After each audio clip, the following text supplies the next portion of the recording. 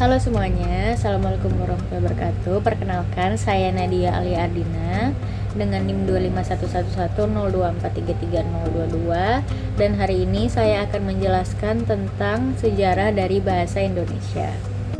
Pada beberapa abad yang lalu, ada satu bangsa yang menggunakan bahasa Austronesia. Nah, orang-orang yang menggunakan bahasa Austronesia ini mereka berkelompok, tapi setelah itu mereka terpisah-pisah ke berbagai wilayah. Karena mereka terpisah-pisah, maka terjadilah perkembangan budaya dan bahasa yang membuat bahasa menjadi lebih bervariasi. Selanjutnya kita ke sejarah bahasa Indonesia. Sebenarnya bahasa Indonesia itu berakar dari bahasa Melayu. Kenapa bahasa Melayu? Karena bahasa Melayu itu mudah untuk dipelajari, bahasanya sederhana, dan bahasa Melayu tidak mengenal strata atau tingkatan sosial. Jadi sejak zaman Sriwijaya itu, bahasa Melayu menjadi bahasa pengantar, bahasa perdagangan, dan ilmu pengetahuan. Bahasa Melayu juga menjadi lingua franca, yaitu bahasa pengantar antar daerah di Indonesia. Pada zaman Belanda juga, bahasa Melayu dipakai sebagai bahasa pengajaran dan perkembangan bahasa Melayu di wilayah Indonesia itu sangat cepat. Selanjutnya kita masuk ke pengertian bahasa. Jadi bahasa itu diartikan sebagai alat untuk berkomunikasi atau alat untuk menyampaikan isi hati atau pikiran dengan jelas kepada orang lain.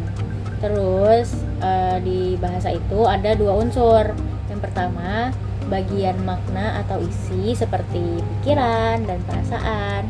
Dan yang kedua, bagian lahir yaitu deretan bunyi yang teratur. Di bahasa Indonesia juga dapat berupa tulisan, isyarat, dan lisan. Selanjutnya ada 5 fungsi bahasa di bahasa Indonesia. Yang pertama, bahasa Indonesia sebagai bahasa pemersatu dan bahasa Indonesia sebagai alat untuk beradaptasi. Misalnya tuh kayak kalau kita pindah ke daerah lain, contohnya kayak ke Pulau Jawa, pastinya kita kurang paham sama bahasa daerah di sana. Jadi sebagai gantinya kita memakai bahasa Indonesia untuk berkomunikasi dengan orang-orang yang ada di sana. Selanjutnya itu bahasa Indonesia sebagai pengungkapan ekspresi, terus bahasa Indonesia sebagai alat berkomunikasi, dan yang terakhir bahasa Indonesia sebagai kontrol sosial. Contohnya seperti dilarang merokok, atau jangan buang sampah sembarangan, atau mungkin harap lepas alas kaki. Dan selanjutnya ada kedudukan bahasa Indonesia sebagai bahasa nasional. Jadi kedudukan bahasa Indonesia sebagai bahasa nasional itu ada 4. Yang pertama itu bahasa Indonesia sebagai lambang identitas nasional. Yang kedua, bahasa Indonesia sebagai lambang kebanggaan kebangsaan. Dan yang ketiga, bahasa Indonesia sebagai alat berkomunikasi. Dan yang terakhir itu bahasa Indonesia sebagai alat pemersatu bangsa yang berbeda ras, suku, agama, budaya, adat istiadat, dan bahasa.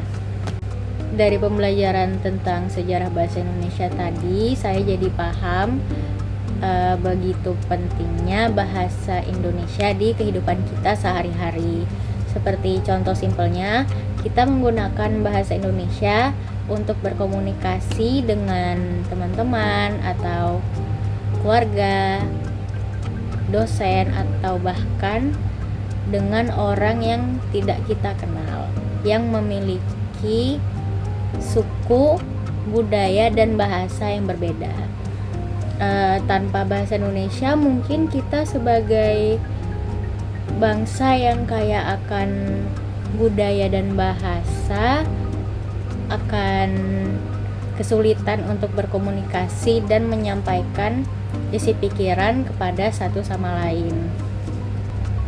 Sekian untuk video kali ini. Mohon maaf jika ada kesalahan kata. Terima kasih.